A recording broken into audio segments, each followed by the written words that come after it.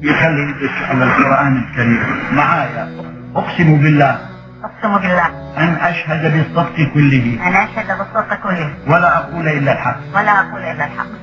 أنت شاهد الدفاع، شنو يعني موضوع الشهادة؟ بسم الله الرحمن الرحيم، وألف الصلاة والسلام على سيد المرسلين محمد بن عبد الله وآله وصحبه الطيبين الطاهرين. نعم.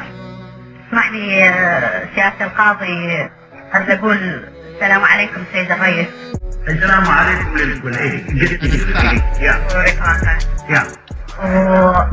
واريد اقول صبر يا ديرة الطيبين، عوجم والصبر مجبور شرابة. صبر يا اسمع انت ما جايه قاعد. صبر يا عمها كهنا وكل مصيبتنا والوقت الثلاثة بقوة الله رجعت صاحب. انت ما جايه قاعده ما فيها شيء. شلون ما فيها شيء؟ هاي محكمة بابا. ما فيها شيء هو رئيس. حلفتي بالقرآن. وانا حلفت ما اكذب. احترمي القرآن. وانا محترمة القرآن. بالنسبة للسيد رئيس القائد انا تعرضت المشكلة كانت مع سكرتير يعمل مع ابن الرئيس الله يرحمه. المشكلة كانت مالية واجتماعية.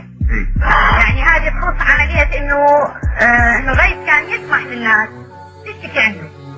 فأنا ذهبت عند الديوان، قدمت شكوى وقدمت على انه انا اريد اقابل السيد رئيس القائد حفظه الله، وسمح لي بمقابلته.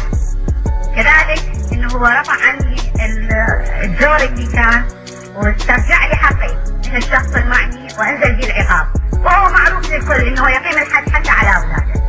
ممكن اقول شيء للرئيس؟ شو تقولين؟ لا كلام بدلته بعد. ما ممكن يعني؟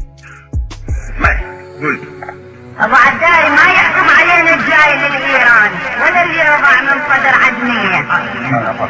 هذا ابن العراق الاثنين، هذا الضام والجهل. احنا اعطيناكي فرصة